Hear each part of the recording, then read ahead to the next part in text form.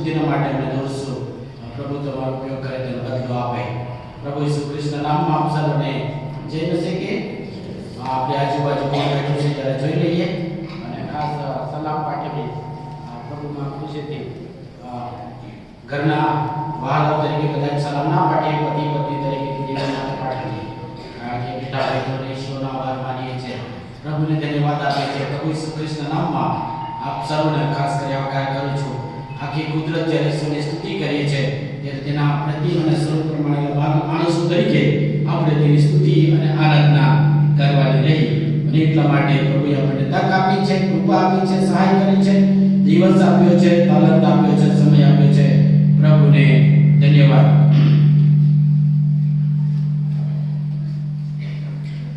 ખાસ આજે જે વચનો આપણે વાંચ્યા છીએ એ દ્વારા ઈશ્વર પિતા તેના પુત્ર દ્વારા મનુષ્યનો ઉદ્ધાર કર્યો છે, એના પાપમાંથી આપણને બચાવ્યા છે અને ઈશ્વરના અનંતકાલિક વારસામાં આપણને સહભાગી બનાવ્યા છે.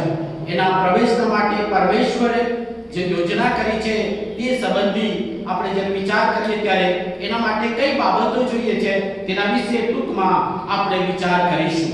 પ્રભુનું વચન લુકને લખેલી સુવાર્તા અને તેનો 15મો અધ્યાય 21મી કલમ આ પ્રમાણે કહે છે, દીકરાએ તેને કહ્યું કે બાપા, મેં આકાશ સામે તથા તારી આગળ પાપ કર્યું છે, હવે હું તારો દીકરો કહેવાને યોગ્ય નથી.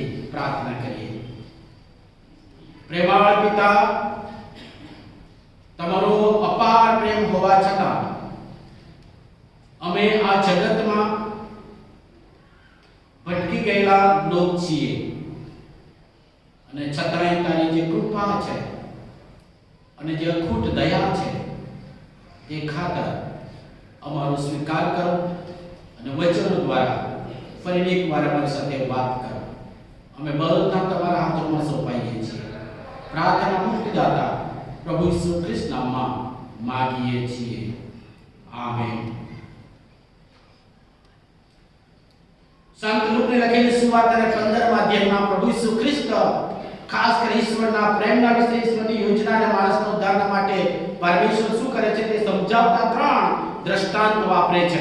તેમાંનું જે ત્રીજું દ્રષ્ટાંત છે તે ખાસ કરીને કુટુંબની અંદર જે બાળકોનું મા બાપ પ્રત્યેનું જે વર્તન છે અથવા તો બાળકો મા બાપ પાસેથી શું હક મેળવે છે અને ત્યાર પછી તેનું શું કરી શકે છે એના વિશેનું વર્ણન કરતા પ્રભુ ઈસુ ખ્રિસ્ત સમજાવે છે. તેના પહેલા 15મા અધ્યાયની જે શરૂઆત છે તે પહેલી અને બીજી કલમની અંદર કહે છે કે પ્રભુ ઈસુ ખ્રિસ્ત એને સાંભળવા માટે પાપીઓ અને દાણીઓ અને ઘણા લોકો આવતા અને શાસ્ત્રનો ભરોસે કે જેઓ પોતાની જાતને ન્યાયી અને સારા અને ધાર્મિક અને દેવના વારસદાર તરીકે ગણતા હતા, તે લોકો ખાસ કરી એવાઓનો ધિક્કાર કરતા હતા કે આ માણસ પાપીઓની સાથે રહે છે અને ખાય છે. અને એટલા માટે પરમેશ્વર કેટલા પ્રેમાળ છે અને કઈ રીતે બચાવે છે એ બાબતનું સમજાવતા એક પછી એક દ્રષ્ટાંત કહે છે. અને ત્રીજું દ્રષ્ટાંતની અંદર બહુ સરસ વાર્તાના રૂપમાં કહે છે કે એક માણસને 2 દીકરા હતા. નાના દીકરાએ બાપાની પાસે જઈને કહે છે કે બાપા, અમારા બંને દીકરાઓ છે, તમારી જે મિલકતનો ભાગ છે તે મારો ભાગ મને આપી દો. અને આપણે જાણીએ છીએ કે એ બાપા પ્રેમથી એને ભાગ વેચી આપે છે. અને ત્યાર પછી નાનો દીકરો થોડા સમય પછી એને બધાને કદાચ એને નાણાકીય રીતે કન્વર્ટ કરીને, પૈસામાં કન્વર્ટ કરીને પછી એ દૂર દેશ ચાલી જાય છે. એ એમ વિચાર કરે છે કે હવે બાપાની ગુલામગીરી રહેશે નહીં, બાપાથી હું સ્વતંત્ર, મારી ઈચ્છા પ્રમાણે જે જીવન જીવવાનું છે તે પ્રમાણે હું કરી શકીશ અને તે પ્રમાણે મારું જીવન સ્વતંત્રતાથી હું જીવન જીવી શકીશ. બાપાનું કહેવું હવે માનવું પડશે નહીં, એ વિચાર સાથે દૂર દેશ ચાલ્યો ગયો. અહીં આપણે એ જોઈ શકીએ છીએ કે માણસનું ઈશ્વરની વિરુદ્ધ જે મૂળભૂત પાપ છે કે આજ્ઞાનું ઉલ્લંઘન કરવું, માનવું નહીં, બળવો કરવો, એ બાબત સ્વભાવ માણસમાંથી પ્રગટ થાય છે. એ શરૂઆતથી જ માણસ ઈશ્વરની વિરુદ્ધ બળવો કરે છે, આજ્ઞાનું ઉલ્લંઘન કરતા તેની દૂર જવા માટે અને પોતાની રીતે સ્વતંત્ર રહેવા માટે, પોતે સારું બનવા માટે અને મોટો થવા માટે આ કોશિશ કરે છે. અને એ બાબત દર્શાવે છે કે ઈશ્વરનો નકાર કરવાનો, ઈશ્વરનો ત્યાગ કરવાનો, પોતાની રીતે જીવન જીવવા માટે બળવું કરીને દૂર જતા રહેવાની વાત એ ઈશ્વરનો નકાર કરવાનો છે. નાનો દીકરો એ દૂર દેશમાં ચાલ્યો ગયો, એટલે કે એના પિતાથી હવે દૂર પોતાની રીતે જીવવા લાગે છે. બાઇબલમાં આપણે વાંચીએ છીએ, દ્રષ્ટાંતની અંદર પ્રભુ ઈસુ ખ્રિસ્ત કહે છે કે પોતાની જિંદગીમાં એ પાપમાં વિતાવે છે જિંદગી. તેની સાથે પોતાની રીતે જ્યારે જીવન જીવે છે ત્યારે એ પાપને વિશે એને ખબર પડતી નથી. પાપના અંદર એને મજા આવે છે અને પોતાની રીતે એ પાપની અંદરની જે દૈહિક મજા છે તેમાં એ પોતાનું જીવન જીવે છે અને કહે છે કે મારી જિંદગી આ સારી છે. દરેક માણસ ઈશ્વરની આજ્ઞાને વિરુદ્ધ બળાપો કરીને એનો ત્યાગ કરીને પોતાની રીતે જીવન જીવે છે અને કહે છે કે આ જ જિંદગી છે, આ જ મજા છે. આજે એ જેમ નાના દીકરાને પિતાએ આપેલા સગળા આશીર્વાદો અને આપેલો સગળો વારસો વ્યર્થ અને બદનસીબમાં વેડફી નાખે છે, ખર્ચે નાખે છે. ભૂંડો સાથે જીવતા જીવન કરતા અથવા તો પાપની સાથે જીવતા જીવન કરતા એના પિતાની સાથેનું જીવન વધારે સ્વતંત્ર હતું. આપણે ઈશ્વર સાથે વિરુદ્ધ એ બંધ પોકારીએ, આજ્ઞાની વિરુદ્ધ જઈને આપણે પોતાને તે કરીને આપણને પાપમાં અને એ દૈહિક બાબતોમાં આનંદ લાગે, પરંતુ એ પાપની જે ગુલામગીરી છે, એ ભૂંડોની સંગતિ છે, એ સંગતિને કારણે એ લેવલમાં લઈ જાય છે. આ દીકરો ભૂંડોનો ખોરાક ખાવા માટેનો મજબૂર થયો. ઈશ્વરની વિરુદ્ધ વાક્ય બંધ કરવાથી, એનો નકાર કરવાથી, ત્યાગ કરવાથી માણસની સ્થિતિ આજે ભૂંડોની સાથેની સંગતિ અને પાપની ગુલામગીરીમાં તેઓનો જીવો નાશ કરતો ખોરાક અને ખરાબ ખોરાક ખાવા માટેની મજબૂરીમાં છે. આ પરિસ્થિતિ આપણે જોઈ શકીએ છીએ. 17મી કલમમાં આપણે વાંચીએ છીએ ત્યારે એવી પરિસ્થિતિમાં એને પોતાને ભાન થાય છે, એ સાવચેત થયો. ઇંગ્લિશમાં કહે છે કે he came to himself. એ પોતાનું ભાન તેને થયું કે હું અત્યારે કઈ સ્થિતિમાં છું, હું કઈ સ્થિતિમાં હતો અને આજે કઈ પરિસ્થિતિમાં આવી પડ્યો છું. આ ભૂંડો અને તેની સંગતિ, તેની બધી જ બાબતોને તેનો ખોરાક મારે ખાવાનું, જે મારા બાપના ઘરમાં તો ઈવન જે ચાકરો છે તેઓને પણ પુષ્કળ અને સારું સારું ખાવાનું મળે છે. હું અહીંયા ભૂંડોની સંગતિમાં એ ખરાબ ખોરાક ખાવા માટેની મારી જિજ્ઞાસાની ઈચ્છાઓ છે. તે સ્વતંત્રતા કરતા જે ગુલામગીરી લાગે તેના કરતા આ સ્વતંત્રતાની ગુલામગીરી ભયંકર છે. વાલો, ઈશ્વરની સાથેની આજ્ઞા પાલનમાં જે મળતો આનંદ એના કરતા આ પાપની સાથે ભૂંડોની સંગતમાં જે જીવન જીવવું એ ગુલામગીરી ભયંકર છે. આપણી બધાની આવી જ પરિસ્થિતિ છે. યાદ રાખીએ, પાપનું જ્યારે ભાન થાય છે ત્યારે આપણને તે પસ્તાવા તરફ દોરી જાય છે, ઈશ્વર તરફ પાછા જવા માટે દોરી જાય છે. નાના દીકરા માટે એવું થયું, જ્યારે તેને પોતાનું ભાન થયું, એ સાવચેત થયો, એને પોતાનું પાપનું ભાન થયું ત્યારે તે સ્વીકારે છે અને ત્યાર પછી એ કબૂલ કરે છે. એને આશા છે, વિશ્વાસ છે કે હું મારા બાપની પાસે જઈશ તો મારો બાપ મને કાઢી નહીં મૂકે, મને નફરત નહીં કરે, મારો ત્યાગ નહીં કરે, મારો સ્વીકાર કરશે. એ આ દીકરાને એના પ્રેમાળ પિતા પર વિશ્વાસ હતો. એટલા માટે એને ત્યારે ભાન થયું, એને પસ્તાવો થયો અને એને કહ્યું કે હું મારા બાપાની પાસે પાછો જઈશ. વહાલાઓ, પ્રભુને વિરુદ્ધ કરેલા પાપ અને દુરાચાર વ્યર્થતા હોવા છતાં પ્રભુ પિતા, એ પ્રેમાળ પિતા, એ કાલવારી પદસ્તંભ પર પ્રભુ ઈસુ ખ્રિસ્ત પોતાના હાથ એટલા માટે ઉભા કરીને મરણ પામે કે જેથી એનો પ્રેમ એ બધાને આવકાર આપે છે, આમંત્રણ આપે છે.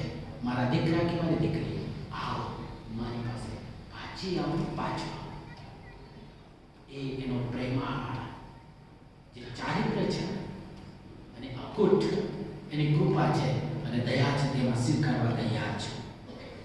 જ્યારે વ્યક્તિને પાપનું ભાન થાય છે ત્યારે એ પાપની કબૂલાત કરવી પડે, પાપનો સ્વીકાર કરવો પડે.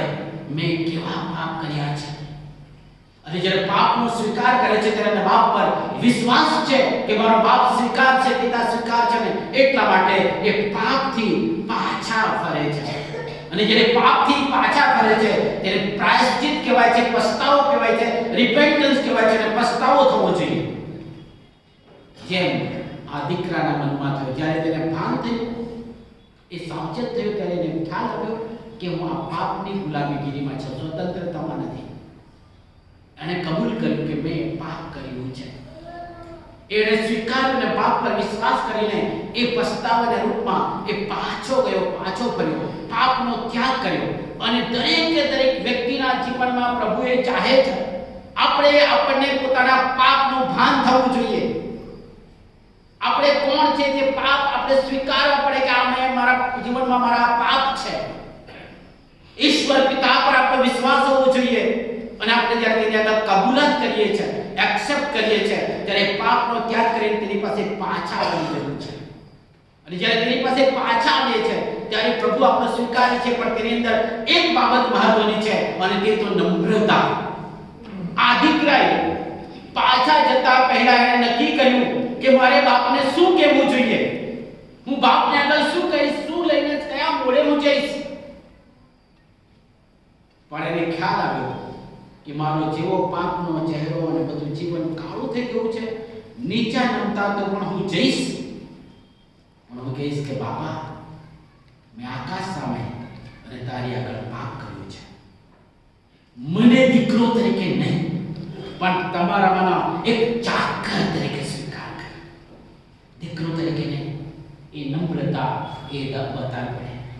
આપણા દરેકના જીવનમાં જે પાપની જ્યારે આપણે કબૂલાત કરીએ ત્યારે વાલાઓ મેં પાપ કર્યું છે, પ્રભુ મને માફ કરો, એ નહીં, પણ આપણે નમ્ર થવા પડે કે કયા પ્રકારના પાપમાં હું છું, મારા જીવનમાં કયા પ્રકારનો પાપ છે. અહીંયા બેઠા હતા, પવિત્ર શાસ્ત્ર વાંચવા માટે બે દીકરીઓને મેં આકસ્મિક કહ્યું. તેઓએ જે કંઈ ભૂલ કરી, કેટલાકના મનમાં જુદા જુદા વિચાર આવ્યા છે. છોકરીને આવું પણ વાંચતા આવડે, આપણે કેટલા જજમેન્ટિયલ છે, અથવા તો આવું કરીને આવું બોલી છે, આવ્યા કે નહીં વિચાર. અને કેટલાકને તેમ પણ આવે કે હજુ સુધી એ લોકો નહીં તૈયાર થયા. આપણને શેતાન બીજાઓનો ન્યાય કરવા માટે તરત જ દોરે છે. પણ ખ્યાલ રાખીએ, એ પાપ, એ અભિમાનનો ન્યાય કે જજમેન્ટિકલ પાપ આપણને ખબર હોવી જોઈએ કે જેથી એ પાપમાંથી આપણે છૂટીએ. એટલા માટે લુકને લખેલી સુવાર્તાના 18મા અધ્યાયની અંદર પ્રભુ ઈસુ ખ્રિસ્ત બે વ્યક્તિઓની પ્રાર્થના માટેની વાત કરે છે. ત્યારે એ કહે છે કે જે ફરોશીઓ પ્રાર્થના કરી તે આગળ વધી પાસે જઈને ઉપર જોઈને પછી પ્રાર્થના કરી, અને દાણી જ્યારે આવે ત્યારે પોતાની જાતને નમ્ર કરે છે, મુજ પાપી પર દયા કર. ઉપર ચહેરો રાખવાનો ના થયો. એ નમ્રતા આપણી કબૂલાત છે. એ નમ્રતાથી કબૂલાત ચોક્કસ હોવી જોઈએ. જે પાપી સ્ત્રી જમતી વખતે સિમોન કોડિયાને ત્યાં પ્રભુ ઈસુ ખ્રિસ્ત સ્ત્રીઓ સાથે મહેમાન સાથે જમતા હતા ત્યારે એ આવીને પોતાના પાપોના પસ્તાવા રૂપે રડી અને એની આંસુ દ્વારા પ્રભુ ઈસુ ખ્રિસ્તના પગ પલાળ્યા અને પોતાના વાળથી લૂછ્યા. અહીં કોઈ પણ બેન પોતાના વાળથી કોઈને લૂછ્યા છે? તમારા પતિને કે તમારા છોકરાઓને વાળ ગંદા થઈ જાય. એ નમ્રતા, it is the great commitment. આ મહાન સમર્પણ છે. અને પછી એની પાસે જે કિંમતી અત્યાર સુધીનું લાઠી તોડીને પ્રભુ પર રેડે છે અને પસ્તાવાના રૂપમાં એને અપેક્ષિત કરે છે. નમ્રતા. પ્રભુ ઈસુ ખ્રિસ્ત પિત્તરને પહેલા મળ્યા હોળીમાં ઉપદેશ આપ્યા પછી એમને જે માછલા પકડવા માટે કહ્યું, માછલા પકડાયા ત્યારે પિત્તરે શું કહ્યું? ઓ સ્વામી, મારી પાસેથી દૂર જાઓ, હું પાપી છું. આ બધી બાબતો મેં કદી નહીં માની. હું પાપી છું, તમે પવિત્ર છો. એ નમ્રતા જોઈએ અને કે જેથી પ્રભુ આપણો સ્વીકાર કરે. એ દીકરાએ કહ્યું કે મને તારો દીકરો જેવો પરિણામ સ્વીકાર કર, પણ તમારા ચાકરનો એક ચાકર જેવો સ્વીકાર કર. અને ત્યારે એ પ્રાયશ્ચિતનો અગત્યનો ભાગમાં પ્રભુ આપણો સ્વીકાર કરે છે. ઈશ્વરની વિરુદ્ધ કે કોઈ વ્યક્તિની વિરુદ્ધ આપણે પાપ કરીએ છીએ ત્યારે આપણે પ્રભુની આગળ કે વ્યક્તિને આગળ નમ્રતાથી સ્વીકાર કરવો એ બહુ જરૂરી છે. અને એ કબૂલાત ચોક્કસ રીતે કરવાનું. ગીત શાસ્ત્ર 32 અને 5 માં કહે છે, મેં મારા પાપ તારે આગળ કબૂલ કર્યા છે અને મારો અન્યાય મેં સંતાડ્યો નથી. મેં કહ્યું યહોવાની આગળ હું મારા ઉલ્લંઘન કબૂલ કરીશ અને તે મારા પાપ માફ કર્યા. એ કબૂલાત જે છે એ બહુ ચોક્કસ હોય છે કયા પ્રકારના પાપ. ઘણી વખત આપણને એ પાપ સંતાડવા માટે એવું કહે છે કે પ્રભુ હું પાપી છું, મને પાપી પર દયા કરો, મેં ભૂલ કરી છે, મને માફ કરો. ના, પણ કયા પ્રકારનો પાપ છે?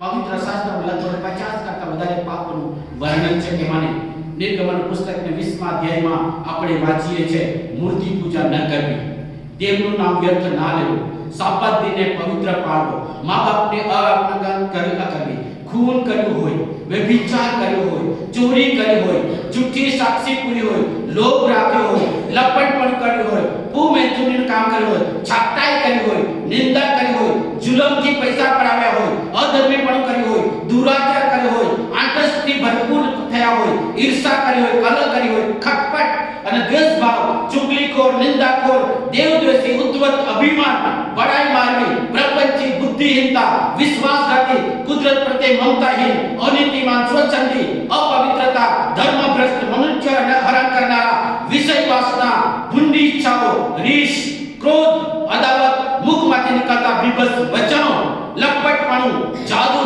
વેરભાવ, કજિયા કંકાસ, કુસમ, પક્ષાપક્ષી, અધેખાઈ, વિલાસ, ખરાબ વિચારો, કુદ્રષ્ટિ, મૂર્ખાઈ અને આ બધા પ્રકારના પાપ આપણામાં હોય છે. ઝડપથી એટલા માટે મેં કહ્યું કે એમાંથી તપાસ કરવા આપણને, મને ખબર મારામાં કયા પ્રકારના પાપ છે.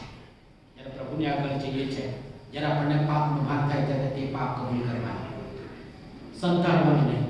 પ્રભુની આગળ કઈ સંતાડી રાખી શકાય. આ દીકરાએ બહુ સ્પષ્ટ કહ્યું, બાપા મેં આકાશ સામે એટલે ઈશ્વર સામે અને તારી સામે પાપ કર્યું છે, મને તારો દીકરો નહીં કરીશ, મને તમારા એક ચાકરનો ચાકર તરીકે સ્વીકાર. બાપા શું કહે છે? ઈશ્વર પિતાનો એ દ્રષ્ટાંત છે.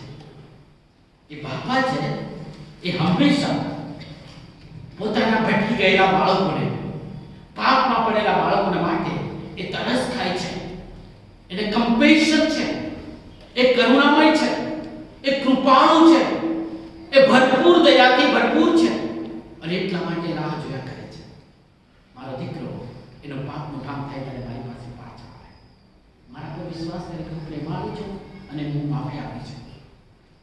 દીકરો આવે ત્યારે બાપાએ દૂરથી એને જોયો, સામે ચાલીને દોડીને ગયા. એ ઈશ્વર પિતાનો અપાર પ્રેમ, તેની કૃપા અને દયા પ્રકટ કરે છે. વાલાઓ, જ્યારે આપણે પાપ કરીએ છીએ ત્યારે પ્રભુને એ દુઃખ પહોંચે છે, પણ પ્રભુ એ દયા રાખીને એની શિક્ષા આપણને કરતા નથી, પણ એ દયા રાખીને રાહ જોઈ છે કે મારું બાળક મારી પાસે પાછું આવે. વાલાઓ, પ્રભુ આપણને વચનો દ્વારા, પ્રસંગો દ્વારા, પરિસ્થિતિ દ્વારા, માંદગી દ્વારા, ઘટના દ્વારા એ શીખવે છે કે મારું બાળક તે પાપ કર્યું છે, પાપમાંથી બહાર આવ, આ પાપમાંથી પાછું કર, પાપનો પસ્તાવો કર અને મારા પર વિશ્વાસ કરીને મારી પાસે આવો, કારણ કે હું પાપની માફી જ નહીં પણ તું અનંત જીવન આપીશ. અને વાલો, આપણામાંના કેટલા એવી રીતે પાપમાં રાખ્યા કરીએ છીએ અને હજુ પણ તેમાં બચાવ માનીએ છીએ. રોમનના પત્રની અંદર બહુ સ્પષ્ટતાથી લખવામાં આવ્યું છે. રોમન 3 અને 22 થી 26 સુધી વાંચીશ. અહીંયા આ પ્રમાણે લખવામાં આવ્યું છે. એટલે દેવનું ન્યાયપણું જે ઈસુ ખ્રિસ્ત પરના વિશ્વાસ વડે સર્વ વિશ્વાસ કરનારને માટે છે તે, કેમ કે એમાં કંઈ પણ ભેદ નથી, કારણ કે સગળાએ પાપ કર્યું છે અને દેવના મહિમા વિશે સગળા અધૂરા રહે છે. પણ ઈસુ ખ્રિસ્તથી જે ઉદ્ધાર છે તેની મારફતે દેવની કૃપાથી તેઓ વિનામૂલ્ય ન્યાયી ગણાય છે. દેવે તેને તેના રક્ત પરના વિશ્વાસથી પ્રાયશ્ચિત થવા સારું ઠરાવ્યું. જેથી દેવની સહનશીલતાથી અગાઉ થયેલા પાપની દરગુજર થઈ તે વિશે દેવ પોતાનું ન્યાયપણું દેખાડ્યું, એટલે કે સાંપ્રત કાળમાં તે પોતાનું ન્યાયપણું દેખાડે, જેથી પોતે ન્યાય રહીને ઈસુ પર વિશ્વાસ રાખનારને ન્યાય ઠરાવનાર થાય. હાલેલુયા. ઈસુ ખ્રિસ્ત પરના વિશ્વાસથી આપણને ન્યાય ઠરાવવામાં આવશે, જો આપણે આપણા પાપ કબૂલ કરીને એનો ત્યાગ કરવા માટે પ્રભુની પાસે વિશ્વાસથી આવીએ ત્યારે. વાલો, એટલા માટે જ્યારે આપણું પાપનું ભાન થાય તેમાંથી નીકળી જવા માટે આપણે નિર્ણય કરીએ, વિશ્વાસ આપણે રાખીએ, પાછા ફરવાનો નિર્ણય કરીએ, પરંતુ એને અમલીકરણ ના કરીએ તો વાલો આપણો પસ્તાવો એ માન્ય ના થાય. ઘણી વખત આપણે ઘણા નિર્ણયો કરીએ, સંદેશ સાંભળી કરીએ, પ્રભુની આગળ આપણે નિર્ણય કરીએ, આંસુ સારી નિર્ણય કરીએ અને વિનંતી કરીએ, પણ જ્યારે આપણે જગતમાં જઈએ છીએ ત્યારે પાછા તેના દેજ શેતાન આપણને પાડી નાખે છે. દીકરાએ શું કર્યું, એનો જે વિચાર કર્યો એનું અમલીકરણ એને કર્યું, એને નક્કી કર્યું કે મારે શું બાપાને આગળ કહેવું જોઈએ, અને પછી વિશ્વાસ સાથે, આશા સાથે મારા બાપા પ્રેમાળ છે, મારા બાપા દયાળુ છે, મારા બાપા મને સ્વીકાર કરશે, દીકરો તરીકે નહીં પણ નોકર તરીકે તો સ્વીકાર કરશે જ, એને વિશ્વાસ એ પોતાના જીવનમાં એને અમલીકરણ કર્યું. અને વહાલાઓ, જ્યારે નમ્રતાથી આપણે કબૂલ કરતા પ્રભુની પાસે જઈએ, પાછે જવાનું જરૂર છે, ત્યારે એને અમલીકરણ એટલે કે કૃત્યોમાં રાખવાનું. આપણો પસ્તાવો એ આપણા કૃત્યોમાં દેખાવું જોઈએ. શબ્દથી કબૂલાત કરેલું પૂરતું નથી, પસ્તાવો સ્વીકાર્ય નથી. આપણા ત્યાર પછી આપણે જે પસ્તાવો કર્યો છે, આપણે પ્રભુગમ ફર્યા છે, તે આપણા કૃત્યોમાં, આપણા જીવનમાં એ પ્રગટ થવું જોઈએ. અને જે પ્રગટ ના થાય તો આપણો પ્રસ્તાવ એ વ્યર્થ છે. દીકરાએ પોતાના પસ્તાવો કૃત્યમાં પ્રગટ કર્યો, અને બાપાનો પ્રત્યાઘાત આપણે જોઈ શકીએ છીએ. એ જે રીતે ગયો, એના વિશે જે કંઈ સમાચાર સાંભળ્યા એ બધું જ બાપાએ નોંધ રાખી, કઈ નોંધ ના રાખી. એ આપણી કોઈ પણ ભૂંડાઈ, કોઈ પણ પાપ પ્રભુ નોંધ રાખતા નથી. એ સંપૂર્ણતામાં એ માફી આપવા માટે તૈયાર છે. તેની સાથે એ એના પર કૃપા કરે છે. એની અયોગ્યતામાં, એની કબૂલાત પ્રમાણે બાપા એના પર કૃપા કરે છે અને દયા કરીને એ સામે ચાલીને એને ભેટવા જાય છે. અને એને ભેટ્યો અને ચૂંટણીઓ કરી, એનો અર્થ એ છે એ જેવું છે તેવું, જેવો હતો તેવો સંપૂર્ણતામાં સ્વીકાર કરે છે. આજે મારો અને આપણો પ્રભુ ઈસુ ખ્રિસ્ત એ સંપૂર્ણતામાં સ્વીકાર કરવા તૈયાર છે, જો આપણે નમ્રતાથી જેવા છે તેની પાસે જઈએ. અને જ્યારે પસ્તાવો કરીને પ્રભુ પાસે કબૂલાત કરીને માફી માંગ્યા પછી એ પાપનો ત્યાગ કરવાનો, અને એ પાપનો ત્યાગ કર્યા તેનું આપણા કૃત્યોમાં એ જીવનથી પ્રમાણે જીવવા માટે પ્રભુ આપણને સહાય કરે.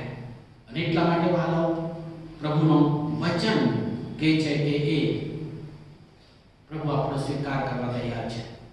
પાપ બધાએ કર્યું છે, પણ પ્રભુ ઈસુ ખ્રિસ્તની કૃપામાં આપણને પાપની માફી છે. અને એટલા માટે રોમીનો પત્ર 6:23 કલમમાં કહે છે કે પાપનું મુસારું મરણ છે, પણ પ્રભુ ઈસુ ખ્રિસ્તના આશ્રિત દેવનું કૃપાદાન અનંત જીવન છે. અને વાલો, એટલા માટે પાપ થાય દરરોજ આપણે કબૂલ કરવાનું, દરરોજ આપણે પાપથી શુદ્ધ થવાની જરૂર છે. આપણું મન ભટકતું છે, દુષ્ટ બાબતોથી ઘેરાયેલું છે, પાપી સ્વભાવ છે, પાપી શરીર છે, પણ પ્રભુ ઈસુ ખ્રિસ્તની કૃપા અને તેની દયા અપાર અને અખૂટ છે. તે દરરોજ તે આપણા માટે પૂરું પાડે છે. એના લોહીથી આપણે જ્યારે કબૂલ કરીએ અને આપણે સમર્પિત કરીએ ત્યારે તે આપણને દરરોજ શુદ્ધ કરે છે. અને શુદ્ધ થવાની જરૂર છે કે જેથી એ શુદ્ધ થતા પરિશુદ્ધ થઈએ અને પ્રભુની આગળ આપણે નિર્દોષ નિષ્કલંક પ્રભુ આપણને રજૂ કરે. પણ ઘણી વખત હું અને આપણે આપણામાંથી ઘણા બધા મોટા દીકરાની જેવું વર્તન કરીએ. શાસ્ત્રના ફરોશીએ શું કહ્યું કે પાપીઓનો સ્વીકાર કરે છે, પાપીઓની સાથે રહે છે. એનો અર્થ એ છે કે પોતે નિર્દોષ છે, પોતે સારા છે.